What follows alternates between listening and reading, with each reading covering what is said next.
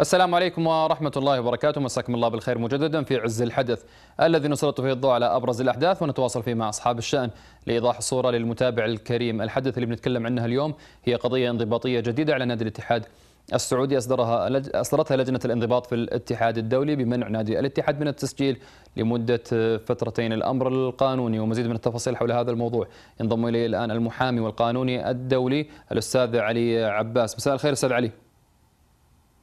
مرحبا بكم ومساء الخير. يعطيك العافية. سريعا نبي تفنيد القرار الصادر من لجنة الانضباط على نادي الاتحاد السعودي بمنعه من التسجيل لمدة فترتين. شوف، احنا الى الحين ما عندنا يعني نص القرار صراحة حتى نتحدث عليه يعني بدقة، ولكن يمكن نتحدث على فرضيات.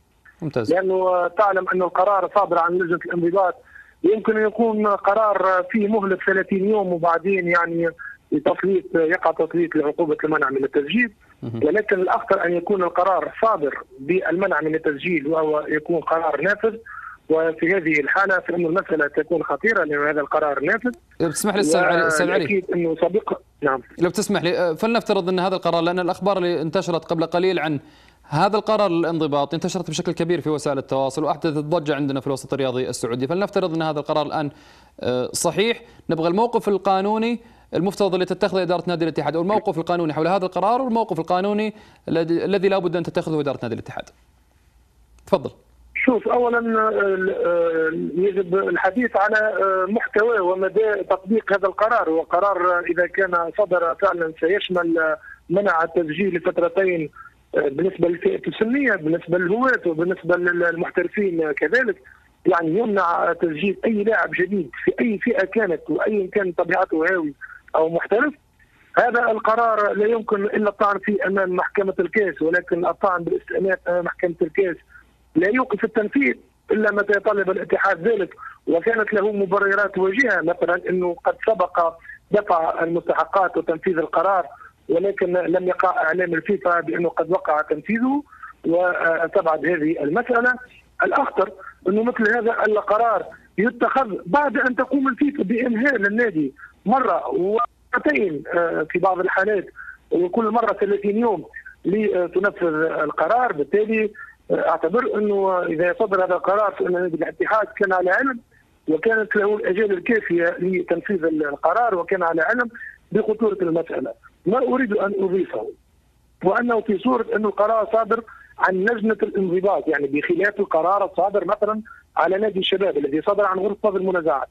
إذا كان القرار صادر عن لجنة الانضباط فإن هذا العقاب هو عقاب تدريجي، يعني يبدأ بالمنع من التسجيل ويمنح نادي الاتحاد مهلة 30 يوم أخرى، فإذا لم يقم بالتسديد فإنه يقع تسليط عقوبة أخرى أقصى من عقوبة المنع، يعني خصم نقاط ثم 30 يوم أخرى، ويكون إما خصم أكثر نقاط أو يكون بإنزال النادي للقسم الأدنى أي الدرجة الأدنى. يعني في كل الحالات النادي مطالب بتسديد وبتنفيذ القرار. جميل. وفي نفس الوقت تتسلط عليه عقوبة أولى ويمكن تسلط عليه عقوبة أخرى. الأستاذ علي العفو، هذا القرار يطبق فقط على اللاعبين الجديد، يعني التسجيل القائمة الجديدة من اللاعبين الأجانب. هذا الموضوع لا يشمل أيضا تجديد العقود للاعبين الحاليين؟ لا هو لا يشمل، يعني تسجيل العقود يكون تسديد عادي بالنسبة للاعبين المسجلين مع نادي الاتحاد. يمكن نادي الاتحاد انه يجدد عقودهم يعني ويمدد هذه العقود بدون اي مشكل. ممكن الاشكال الوحيد سيكون اشكال مالي باعتبار انه اللاعبين سيكونون مدللين اكثر وطلباتهم تكون اكبر باعتبار انهم يعلمون انه النادي ممنوع من تسجيل لاعبين. جميل جدا، يعطيك العافيه استاذ علي، شكرا جزيلا. الله يخليك، شكرا. كان معي الأستاذ علي عباس المحامي والقانوني الدولي التونسي، صنف أو فند القرار الانضباطي. خلاصة الكلام ومنشأة عز الحدث اليوم أن نادي الاتحاد قد يشارك الفترة القادمة باثنين لاعبين أجانب فقط في حال ثبوت هذا القرار. فهد الأنصاري، هناك وكالة أنباء وأكدناها أيضا في موقع عز الفترة الماضية أنه أبلغ إدارة نادي الاتحاد بعدم نيته تجديد العقد اللي هو عقد الإعارة مع نادي الاتحاد. اللاعب الآخر محمود كهربا ما زالت المزايدات عليه كبيرة من قبل رئيس نادي الزمالك مرتضى منصور، خصوصا بعد تسجيله الهدف الفوز في نهائي كأس ولي العهد، ذلك معناه إذا فهد الأنصاري ماشي، محمود كهربا ماشي، الاتحاد في حال ثبوت هذا القرار لن يستطيع تسجيل لاعبين جدد. هذا حدثنا اليوم في عز الحدث، نلتقي إن شاء الله في أحداث قادمة، تمسون على خير.